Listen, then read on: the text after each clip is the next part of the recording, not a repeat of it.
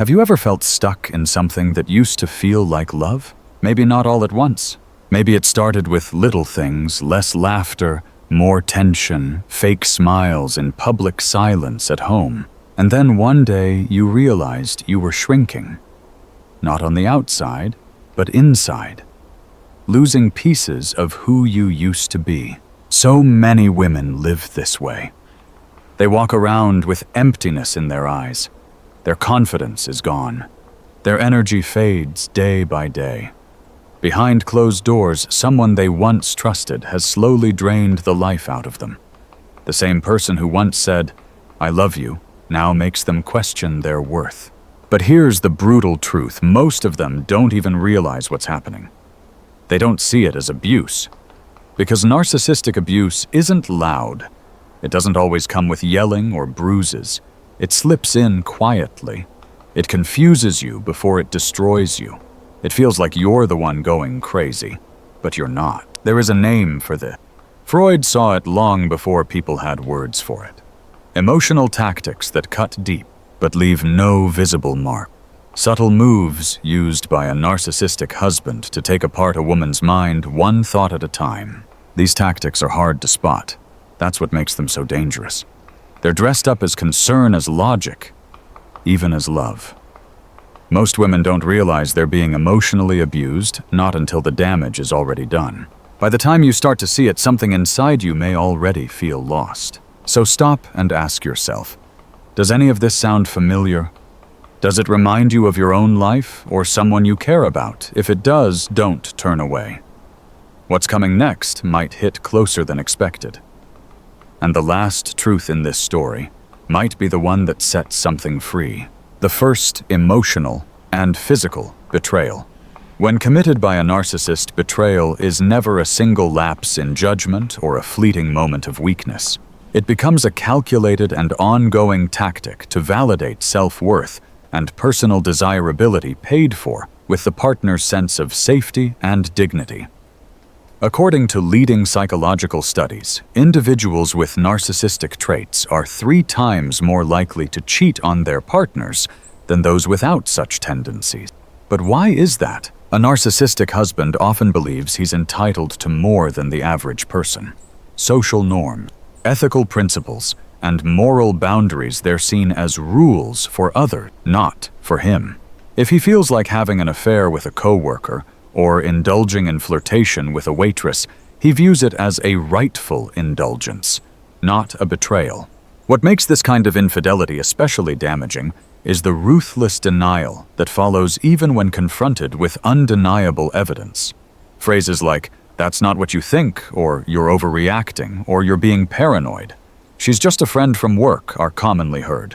When direct proof finally surfaces, the narcissist often escalates the abuse by blaming the partner. "If you were a better wife, I wouldn't have to look elsewhere. It's your fault for not giving me what I need. If you weren't so cold, so overweight, so careless with yourself, I wouldn't have to turn to other women." These are not just cruel excuses, they're weapons aimed at the heart of a woman's self-worth. Over time, this kind of betrayal chips away at her sense of value. Each day brings a growing feeling of inadequacy, a belief that she's unworthy of loyalty or respect. Thoughts begin to take root. Maybe becoming a better wife, improving her appearance, or trying harder might win back his faithfulness. But it never does. It never can. Because the core issue isn't in her efforts or imperfections, it lies deep within the narcissist's personality structure. And that will not change no matter how much effort is poured into the relationship. Betrayal in this case is not a reflection of flaws in the partner, but a deliberate choice by someone who prioritizes personal desires above another's emotional safety and human dignity. No one should ever accept being treated as second class in their own relationship. The second behavior, control over a woman's appearance, often begins where love turns into possession. In many cultures where a woman's looks are still treated as public property, a narcissistic husband's grip on how his wife presents herself can easily be mistaken for care or concern. But it's not affection. It's domination dressed up as advice. He doesn't make suggestions. He gives orders. He doesn't offer support. He delivers criticism. There is no admiration for her style. He takes over completely. You can't wear that dress. It makes you look fat. No jeans, your thighs are too big. That makeup makes you look cheap. Why did you cut your hair? You look like a boy now. That color doesn't suit your skin tone. You look sick. These comments might sound like they're meant to help, but they all serve one purpose: to take full control of how you look, how you dress, and who you are. What once expressed your personality now becomes a reflection of his ego. Your body stops belonging to you. It becomes his project, a tool to boost his image. Recent psychological studies show that over 78% of women in relationships with narcissistic partners say their appearance, clothes, hairstyle, makeup was largely shaped by their partner's preferences. About 65% admitted they slowly abandoned their own style to match what their partner wanted. This kind of control is dangerous because it targets the physical identity directly. Over time, the woman staring back in the mirror begins to feel like a stranger. Her body becomes the battlefield where his need to dominate plays out, and it rarely stops at clothes or hair. It moves into weight, food choices, exercise routines, even medical decisions. Every part of her physical self is expected to serve his ideal, an image crafted to elevate him, a walking trophy to represent his status. But the truth remains, your body belongs to you. No one, not even a husband, has the right to dictate how you look, what you wear, or how you style yourself. Appearance is not a service to someone else's ego. It is an expression of who you are. Next comes pathological jealousy, a slow erasure of your freedom through control over your relationships. In a relationship with a narcissist, jealousy isn't a sign of love. It's a weapon. It cuts you off from support systems one by one until all that's left is him. He needs you to depend on no one else. Every friend becomes a threat. Every call, every visit, every connection outside of him makes him feel like he's losing control. Who were you talking to for so long? Why does your mother visit every week? That guy from your office, he seems too friendly. You're meeting your friends again. What do you talk about so much? Each question chips away at your space, your privacy, your right to connect with others. So you start pulling back. You avoid gatherings. You stop texting. You cut ties with male colleagues, even longtime friends. Anything to avoid another fight. Over time, the world around you shrinks. And it shrinks fast. According to leading social research, more than 80% of women in narcissistic relationships reported that they either limited or ended connections with at least half of their friends and social circle due to their partner's jealousy. But the double standard cuts even deeper. While your interactions are monitored and criticized, he keeps his options open. He stays close to other women, calling them colleagues or old friends. If you say something, you're the jealous one. You're the problem. You're being too sensitive. He spins it all back on you. His freedom is justified. Yours is questioned. And you start to believe it. You begin to feel like your needs are unreasonable, that your concerns aren't valid, that trust only flows one way. But healthy relationships are built on mutual respect and freedom. No one should take away your right to have friends, or family, or support. Those relationships matter. They're not a threat. They're often the very thing that helps you survive a toxic relationship and rebuild after it ends. Or when he turns the children against you, using the ones you love most as weapons. In many homes, your role as a mother is sacred. You're the center of warmth, the voice of comfort, the one your children trust. That's exactly why this kind of emotional attack cuts so deeply. A narcissistic husband may turn the children into tools to hurt you. This tactic, known as triangulation, happens when he pulls the kids into the conflict and turns them against you. It's one of the cruelest forms of manipulation because it targets your most tender bond, the connection you have with your children. He might say things like, "Your mom is overreacting. Don't listen to her," or, "If it weren't for her, we could have gone on that trip." He may try to paint himself as the reasonable parent. "She doesn't understand you like I do. She's too emotional, too unstable, too weak to make good decisions." At first, those comments might sound small or even harmless, but they carry a clear intention to damage the way your children see you. Over time, those small remarks can start to shape how your children view you. They may begin to see you as irrational or unworthy of their respect. According to recent psychological studies, in families where the father shows narcissistic behavior, more than 70% of children report struggling in their relationship with their mother. They often feel unsure about your role in their lives. This harm becomes even more intense during separation or divorce. At that point, a narcissistic husband may use your children as weapons for revenge.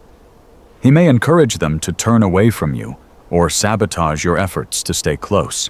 He might twist the story to fit his narrative. "If she really loved you, she wouldn't have left me." Or, "She chose her new life over you." Sometimes it's even more extreme. "She never wanted us. She's the reason this family broke." This kind of manipulation can lead to something known as parental alienation, a situation where a child pulls away from one parent, often the mother, without any real cause because of the influence of the other parent. As a mother, this betrayal can feel unbearable.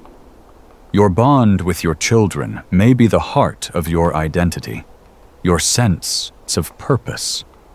When that bond is distorted through lies and manipulation, it can leave you overwhelmed with shame, confusion, and helplessness. Freud's work on early family dynamics explains why this kind of emotional pain cuts so deep. It strikes at the foundation of trust built in the earliest years of life. Children deserve the right to love and be loved by both parents. It's not your job alone, but the shared responsibility of both parents to keep them out of adult conflict. If you notice triangulation happening, don't ignore it. Seek support.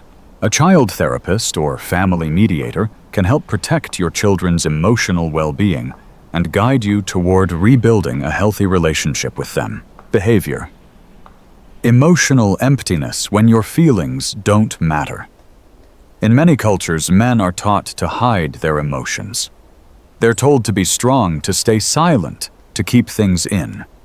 But when you're in a relationship marked by narcissistic traits, that emotional distance often turns into something colder, something sharper. What starts as indifference becomes rejection. Your feelings aren't just ignored. They're mocked, minimized, sometimes even punished. Picture this.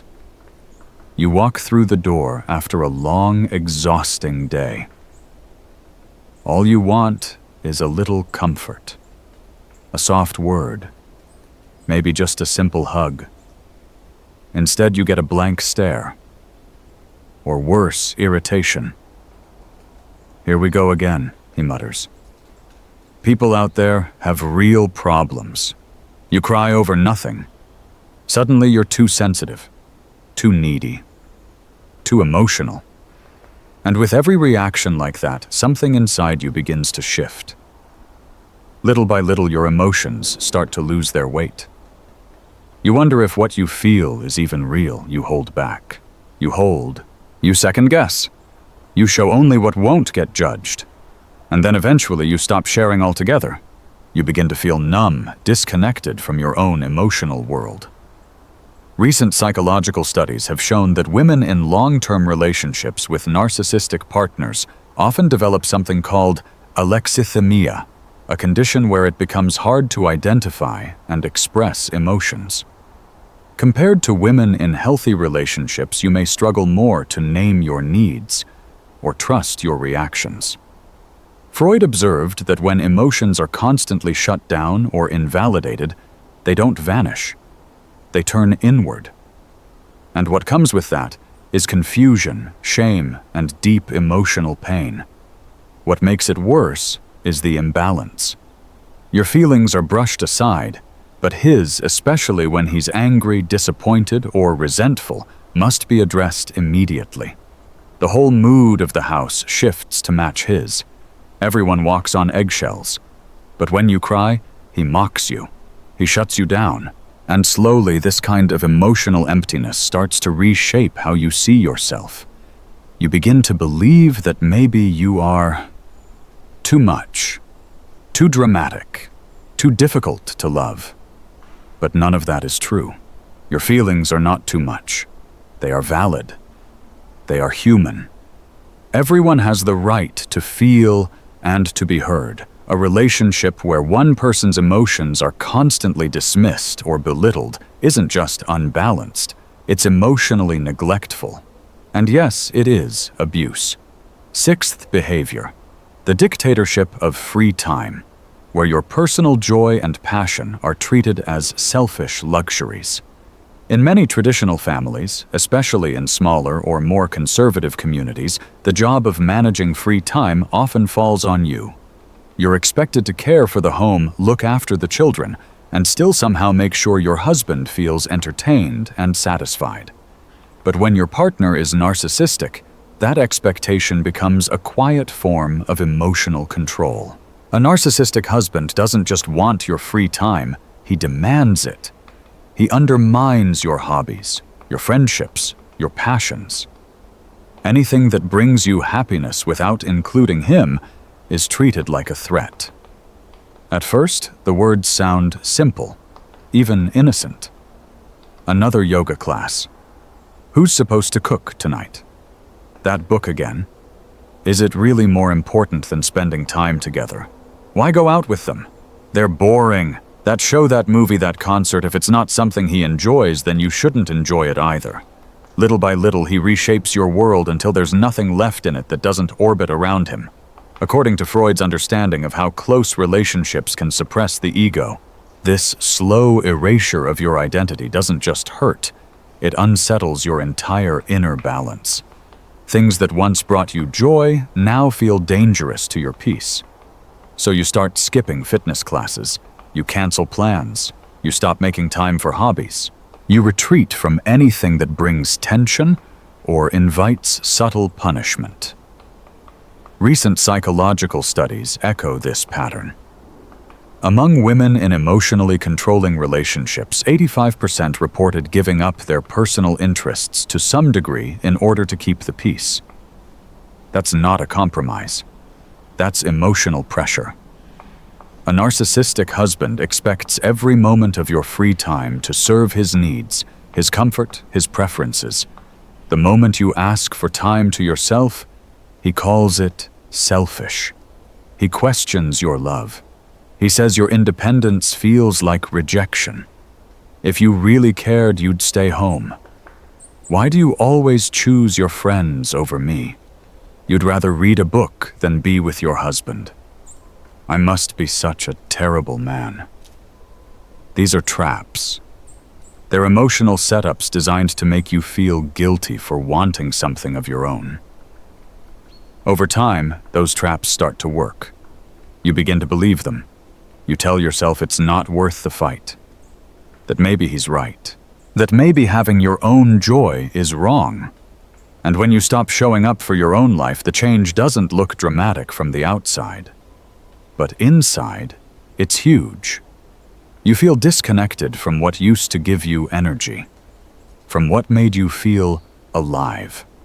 Freud once said that when a person suppresses instinctual drives and passions, it doesn't bring peace, it brings frustration, inner conflict, and emotional numbness.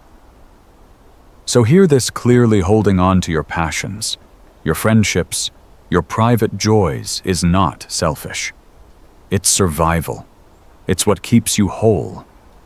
Every person has the right to space, to self-expression, to grow in their own way. If a relationship demands that you shrink yourself to make someone else comfortable, that isn't love. That's control. And it leaves deep scars. The seventh behavior: jealousy toward your success. When personal growth becomes a threat, the cracks in a narcissistic relationship start to show.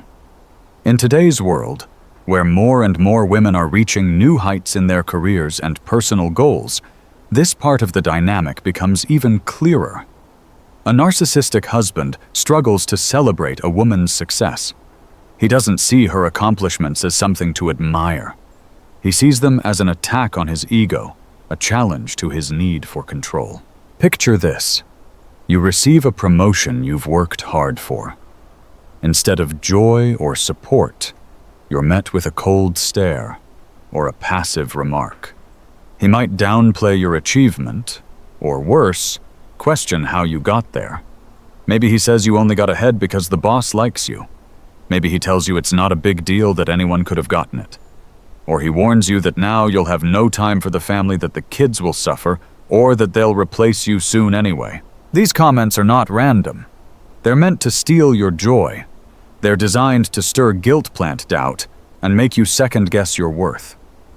A narcissistic husband cannot handle the idea that you might be better than him at something. That's the core of it. His fragile self-image cannot survive your strength.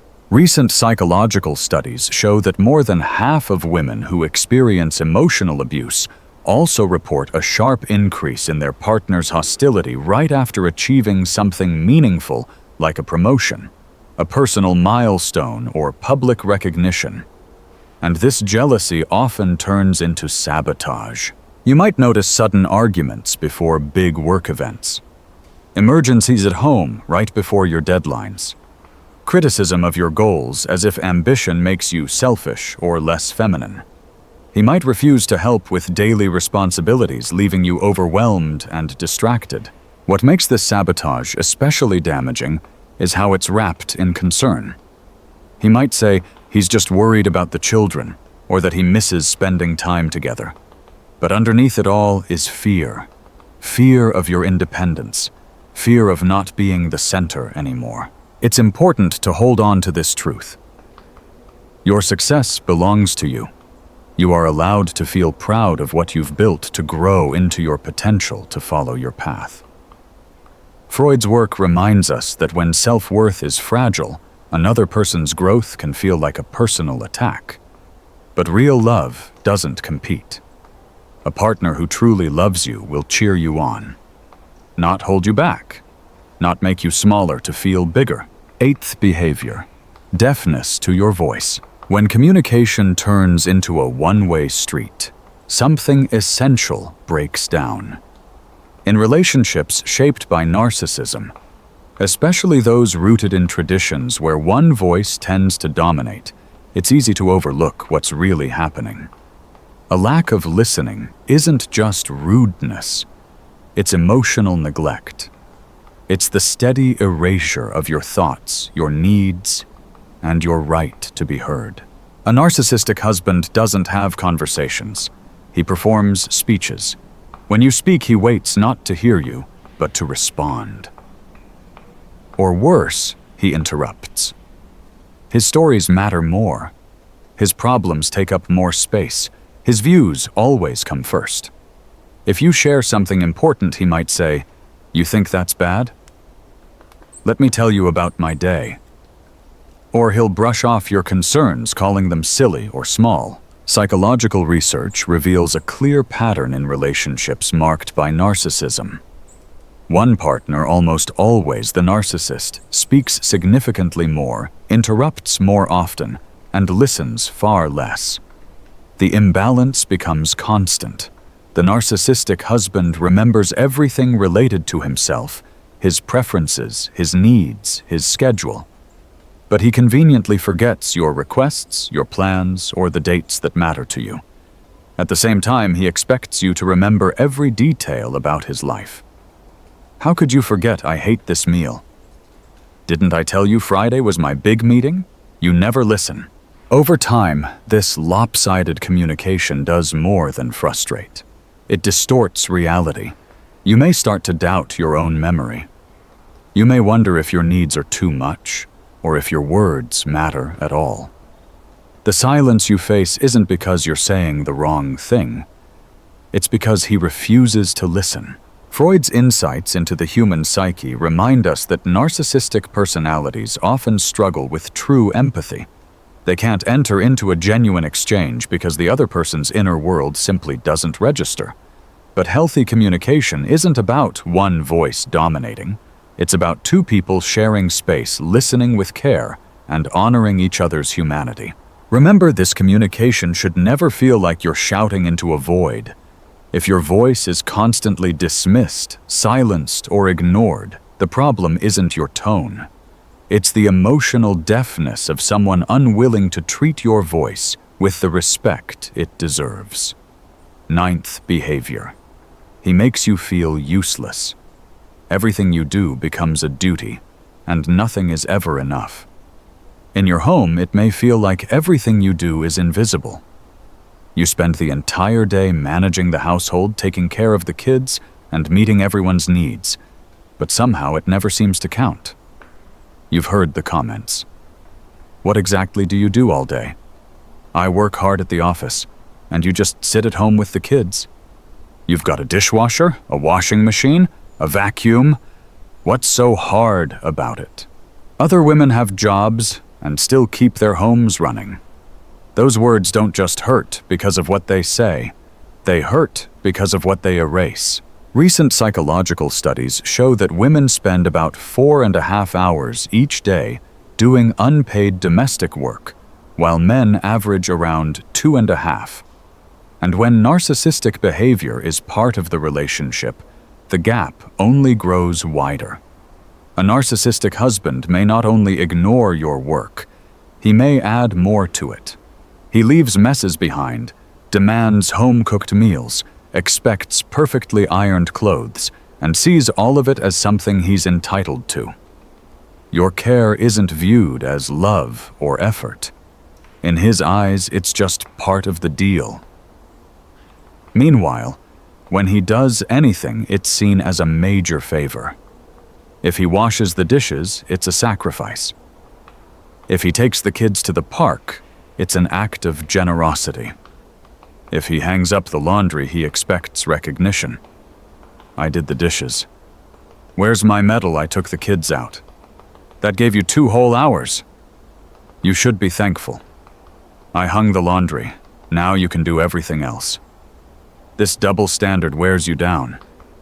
It doesn't just exhaust your body. It starts to change the way you see yourself. When your work goes unnoticed and is celebrated, it's easy to wonder if maybe you really aren't doing enough. Maybe your work doesn't count. Maybe it's just expected. And slowly, that message takes root. But the truth is, what you do is not invisible. It's real. It keeps your home alive. It keeps your family together. Economists have estimated that unpaid domestic labor could make up nearly 1/3 of an entire country's economy. Freud often pointed out that when someone's labor, especially a woman's, is ignored or devalued, it leads to deep inner conflict and quiet, buried pain. When care stops being a gift and turns into a demand, when love becomes work without appreciation, something inside you begins to ache. What you do matters. Your time, your strength, your presence, all of it has worth. Emotional abuse takes hold when that worth is erased. That's not love. That's exploitation hiding behind everyday life. The final behavior. When you're treated like the help, not like a human. This is where all the patterns of narcissistic abuse lead. It doesn't happen overnight, but little by little, a narcissistic husband stops seeing you as a partner. Instead, he starts treating you like a servant, someone who exists only to meet his needs, fulfill his wants, and adjust to his moods. Your thoughts stop mattering. Your feelings get pushed aside. In his eyes, you're no longer a full person. You're just someone who's expected to serve. This kind of treatment doesn't always look like abuse. In certain families or within cultural norms that hold tightly to traditional roles, it can seem normal. But there's a big difference between mutual responsibilities and being used. Freud warned of what happens when one person in a relationship becomes nothing more than an extension of the other's ego. A narcissistic husband doesn't view you as equal. He sees you as useful when you meet his expectations. Your dreams no longer count. Your needs get ignored. What you want becomes irrelevant. All that matters is what you can do for him. That's what he believes a wife is for, to keep things running, to make life easier. And if you don't live up to those silent demands, he questions your value. He compares you to others. He might say other women would be grateful. Other women wouldn't complain. And this mindset shows up even more clearly when it comes to intimacy. He may expect access to your body whenever he wants without asking how you feel. He doesn't invite connection. He demands compliance. What should be a moment of closeness turns into just another duty. If you say no, he calls it rejection. He might threaten to find someone else. He might say, "Is it really that hard to give me what I need after a long day?" A good wife wouldn't say no. You're selfish. You only think about yourself. Recent psychological studies show a disturbing pattern. Women in relationships with narcissistic men report less satisfaction and more unwanted sexual experiences. The numbers reflect what so many feel deep down but hesitate to admit. When someone treats you like help, it starts erasing who you are. You may begin seeing yourself through his eyes, not as a person, but as a function.